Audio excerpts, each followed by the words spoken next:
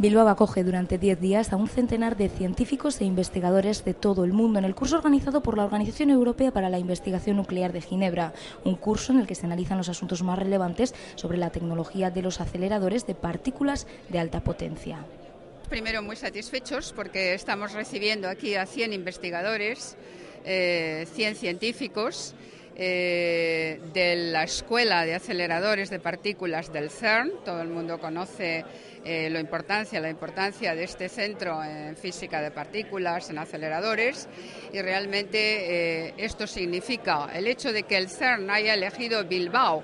para celebrar durante 10 días el curso de su escuela. Hace 2 cursos anuales y para celebrar precisamente este curso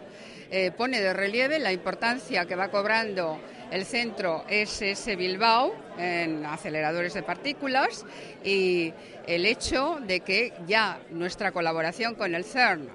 haciendo algunos componentes para el INA 4, es decir, el acelerador del CERN, está siendo muy estimado, muy valorado, y desde luego el hecho de que Bilbao hoy sea anfitrión de los 100 componentes de este curso es para nosotros motivo de orgullo desde una doble perspectiva, desde la perspectiva científica y de la investigación y desde la perspectiva de las aplicaciones también empresariales, industriales de lo que estamos haciendo.